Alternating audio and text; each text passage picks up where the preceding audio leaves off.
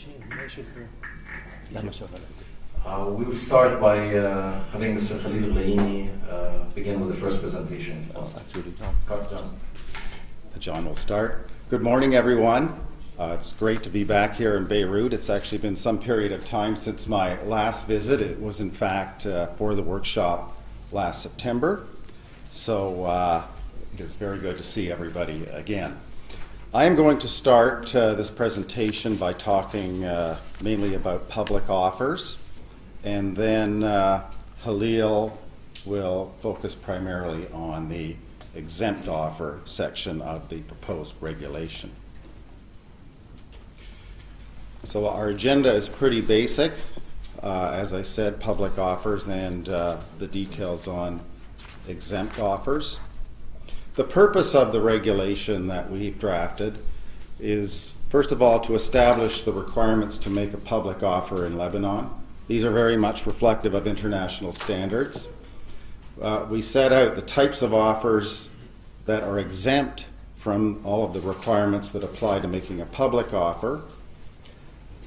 We then set out the details of the requirements that will apply to those kinds of private market offers, if you will. You know that Law 161 sets out the core requirements for public offers and public subscriptions of securities. So the purpose of this regulation is essentially to complement that and fill out the details.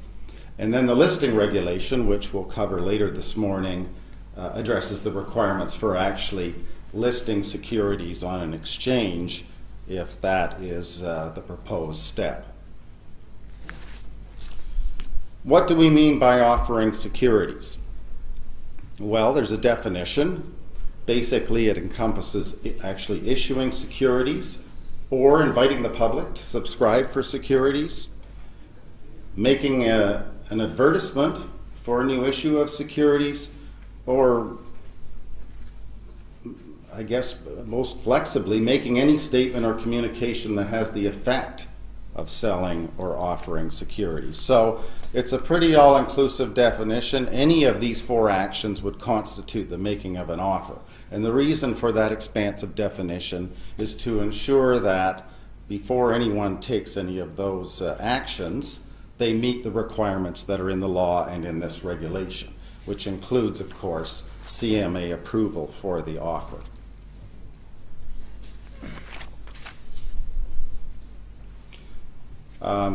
A public offer is essentially defined for this purpose as an offer of securities for subscription by public investors, and it has to be made in compliance with both the law and this regulation.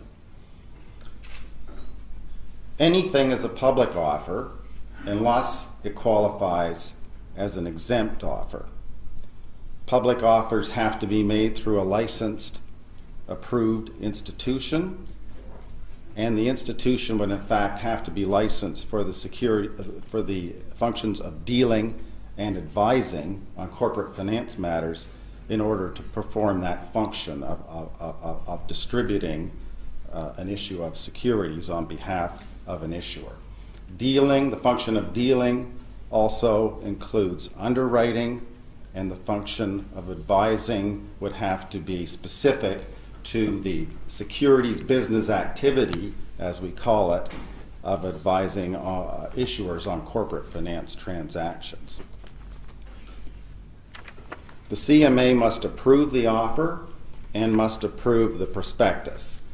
In fact, the review of the prospectus and signing off on the prospectus is basically the indicator of CMA's approval of the offering, which again conforms to international standards in this area. So when the application is filed to make an offer, it comes with the issuer's draft prospectus, which will then be the subject of review. The rules also require that an offeror, basically a company or an issuer of the security, must appoint a financial advisor to review its application and to support the issuer in bringing that application forward. Essentially, the role of the advisor is to make sure that the issuer is familiar with all the requirements to make a public offer and to support the issuer's application before the CMA. So that's an important role. It is a role that exists in many markets around the world. And one of the benefits of the function is that it supports the CMA by ensuring that a professional advisor is holding out that they have reviewed the application and has signed off that, as far as they are concerned, it does meet the requirements that the CMA has set out in these rules.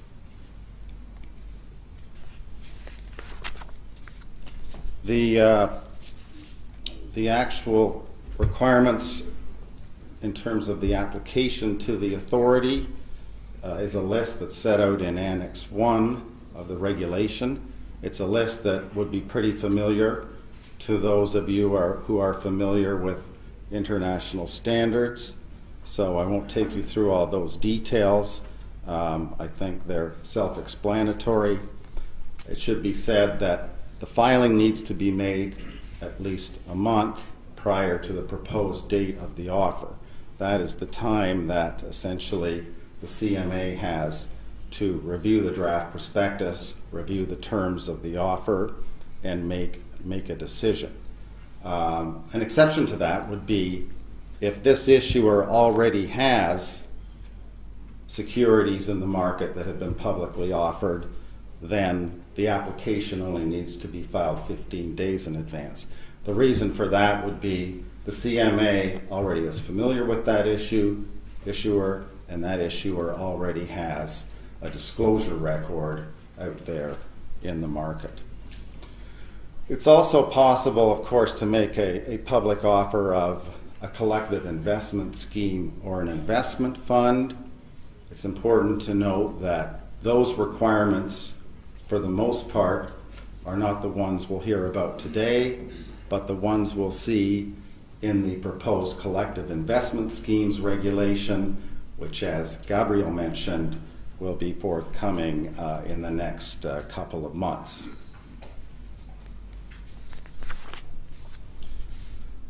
The prospectus requirements are set out in Annex 2, and again, this list of requirements should be familiar to those of you who are aware of international standards or the typical regulatory requirements that would apply to a prospectus.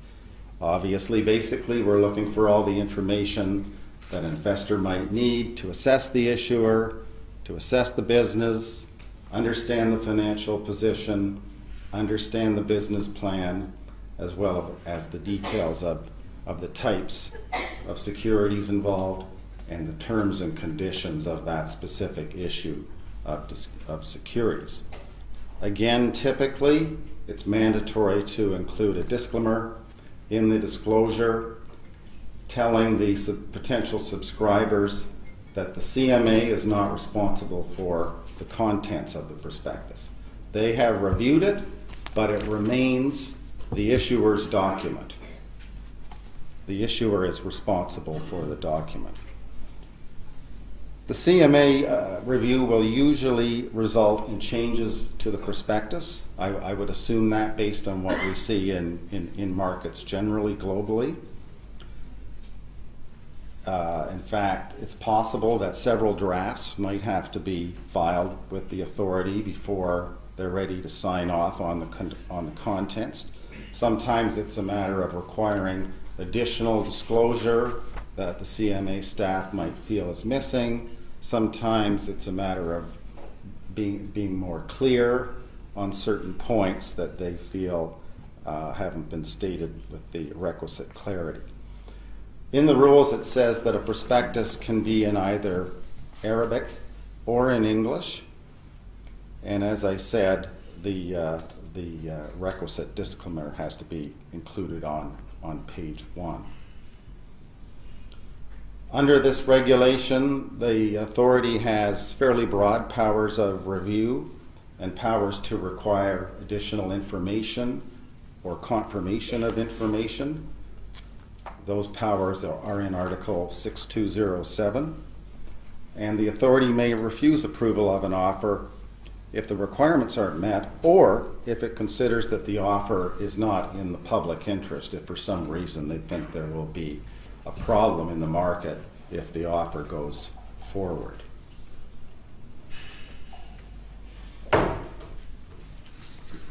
The regulation also addresses legal liability for the contents of the prospectus.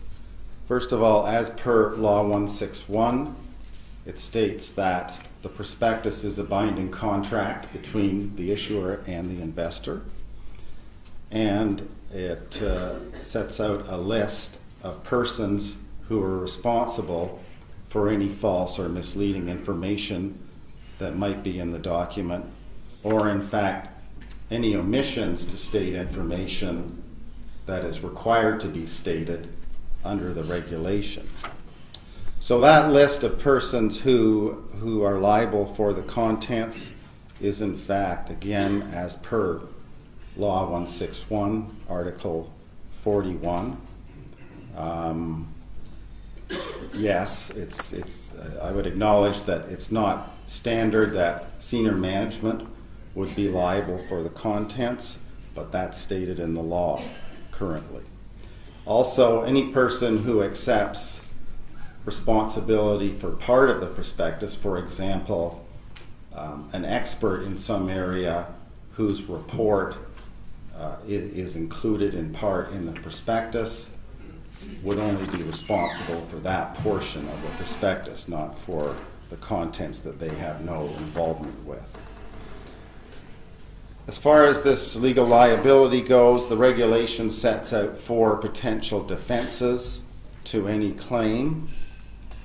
Those are in Article 6205 sub 3.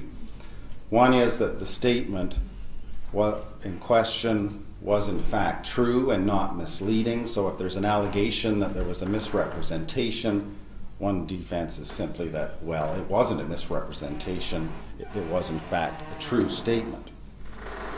Secondly, if the person, for example, a director of the company, made reasonable inquiries about the statement in the prospectus and believed that there wasn't any false or misleading statements included, that is a defense, if you can establish that reasonable inquiries were made.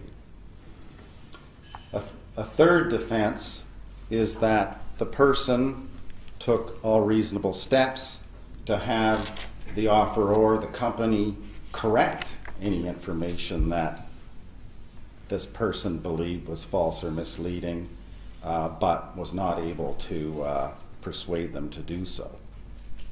And the fourth defense is if one can establish that the buyer of the securities, who allegedly has incurred damages or a loss, knew about the information being false or misleading at the time, so therefore they weren't in fact misled.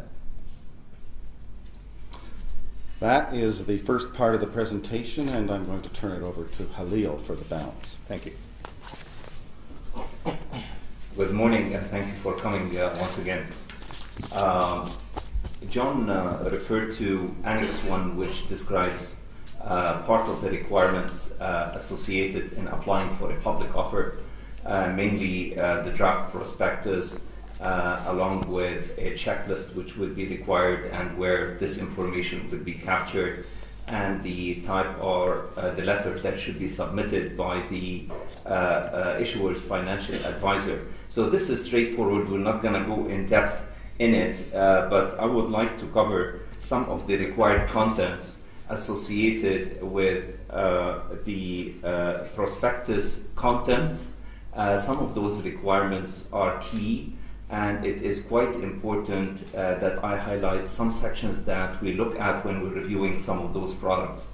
So some of those requirements are pretty much applicable to all type of securities, and some of them are only applicable towards common shares, and some towards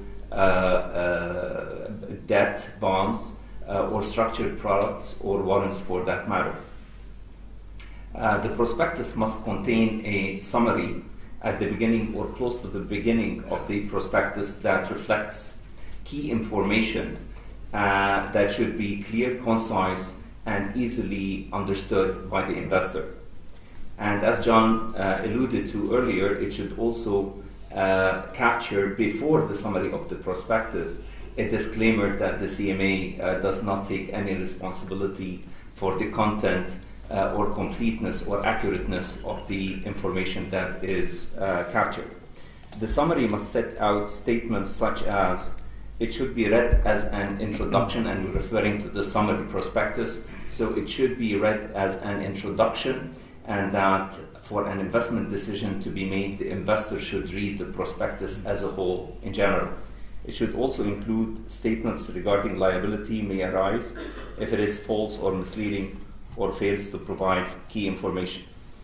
The prospectus should also include statements regarding responsibility, such as the issuer and the members of its governing body accept legal responsibility and the information contained in the prospectus, and that the securities are offered through an approved institution, and the approved institution is also responsible for the information in the prospectus, keeping in mind what John referred to depending on the sections that they have been involved in.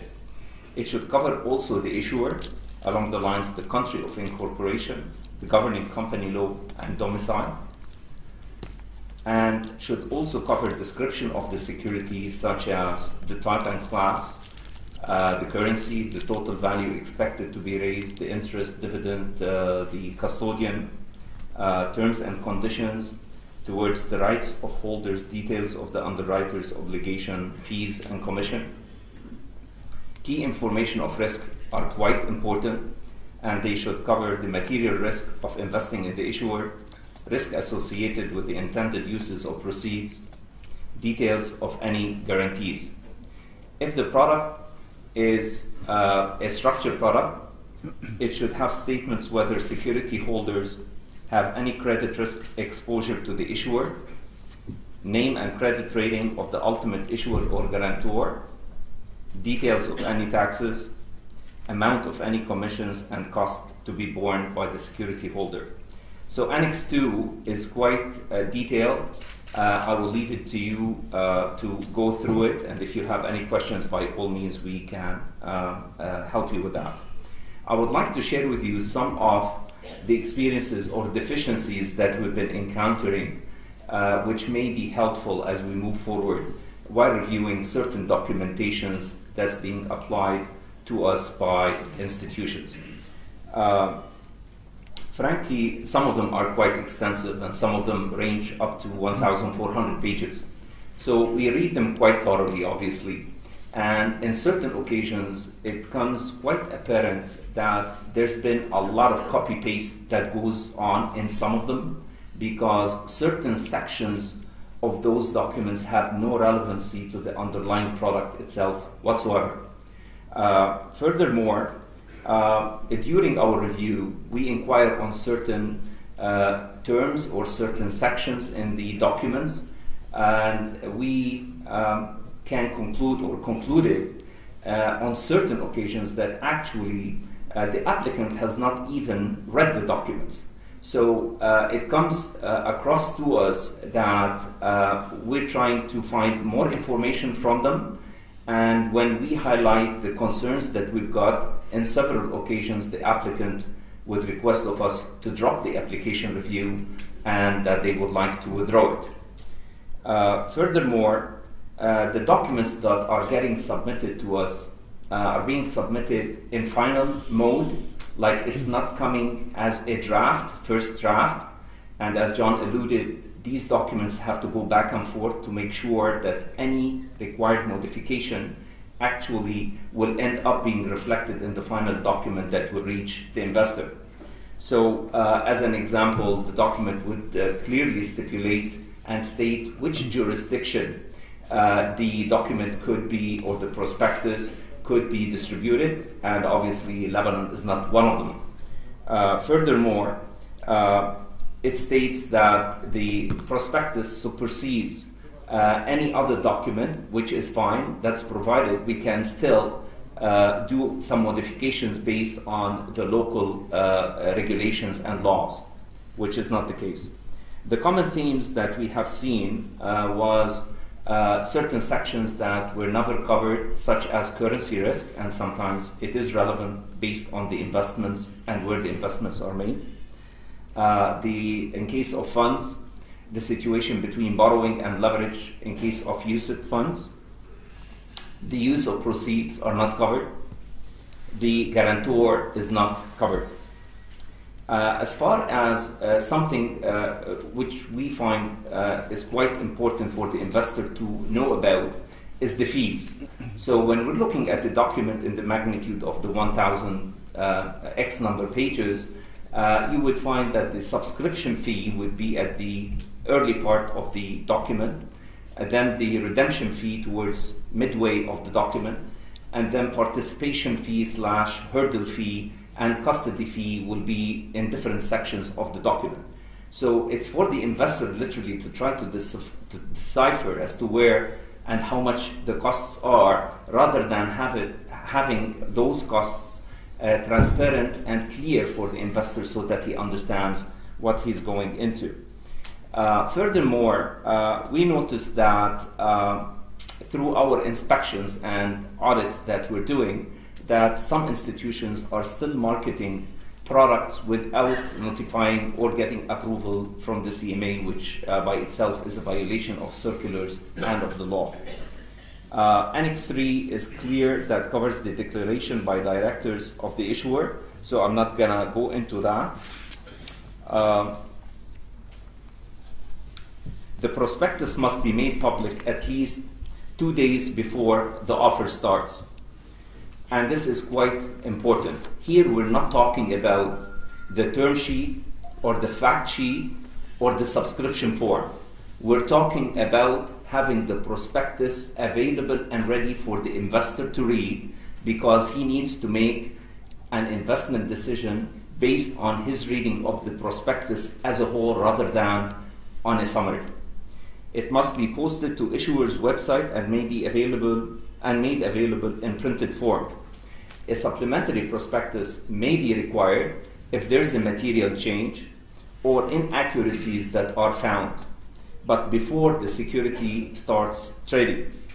It must include details of change or new information and filed with new director's declaration, and the CMA must approve it. And it should be stated in the document that a copy of the supplement has been filed with the CMA. Subscribers have the right to cancel subscription for 1 week after supplementary prospectus is published. And in case issuers would like to request a waiver from disclosing certain information, they're entitled to do so. They may apply to the CMA, and the CMA, if it approves such kind of waiver, they may at any time require the issuer to disclose such information. Exempt offer is defined as any offer that qualifies for an exemption from the public offer requirements, must comply with the regulation, including requirements for the type of exempt offer, and I will cover those shortly. Exempt offer of collective investment schemes must meet the requirement of the collective investment scheme regulations, which we hope to launch within the coming fall. May be made through an approved institution or in many cases by the issuer directly. Also, a person who has acquired securities in an exempt offer may resell them through another exempt offer. And this one is quite important. Marketing of exempt offers to the public is prohibited. Marketing exempt offer can be done to professional clients only. And as the Vice Chairman said earlier, based on your input and the feedback that we really and genuinely appreciate, we took into consideration the definition of professional client, and we modified that to include individuals, as long as those individuals meet the criteria of having a minimum $500,000 of investable assets and 5 years continuous investment experience.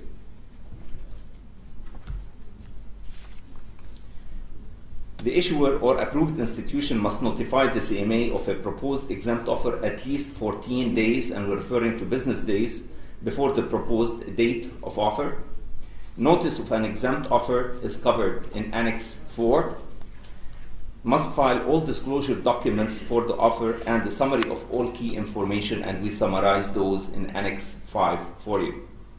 CMA will review all notices of exempt offers and may require changes to disclosure documents, may exercise same powers as for public offer, including delaying or prohibiting an offer in case the CMA feels it's in the public best interest. If CMA has no changes or objections, then offeror may proceed with the offer after 14 days. Disclosure documents must be provided to all offerees. This is the list of exempt offers. This is a summary of the list and not the technical wording of the exemptions. All except number 3 may be used by an issuer to make an offer directly, but they may assign a licensed institution to help them with the distribution. The list ranges from the first one covering the government of Lebanon, the second one, the foreign government but recognized by the CMA, third, offered through an approved institution to a maximum of 20 subscribers that are professional clients or counterparties. Each subscriber must invest at least $100,000. The fourth, offered by one member of a corporate group to another member of a corporate group. Fifth, offered only to director, officer, employee, or controller of the issuer. Sixth, offer of securities already listed on a regulated exchange and offered only to existing security holders, maximum increase of 20% in issued securities. 7, issued in substitution of securities already issued to existing security holders and if there's no increase in capital. And 8, stock bonus, dividend, or exercise right of conversion. And the last, offered in a merger or takeover bid with a disclosure document that should be approved by the CMA. Private placements is a private sale of issue of securities to raise equity or debt financing for a company under exemption number 3, which we just touched base on. The sale is to a maximum of 20 professional investors, and the minimum subscription is $100,000 per subscriber. The PPM should be filed with a notice of exempt offer at least 14 days before the date of offer. Must include all information necessary to assess issuer and the securities. Include a summary of key information which is covered in Annex 5B. The offer must be made through an approved institution. CMA will review the memorandum and may exercise the same powers under the public offer. Memorandum must state that the offeror is responsible and liable for contents in case of omitting false or misleading information. Memorandum must be sent to all offerees. Foreign new issues of securities could be sold in 3 ways. It could be sold through a public offer, through an exempt offer, and if it's a distribution of a collective investment scheme, it should be under the collective investment scheme regulation. In all cases, the sales of securities will be subject to the provisions of the law and regulations, notably the business conduct regulation, which we covered last September. Sales of foreign securities to Lebanese clients by foreign firms will be subject to the requirements of the licensing regulation on soliciting securities business in Lebanon. Firas? Yes. In case you want to open it up for you. This is basically the presentation itself. If we could have questions.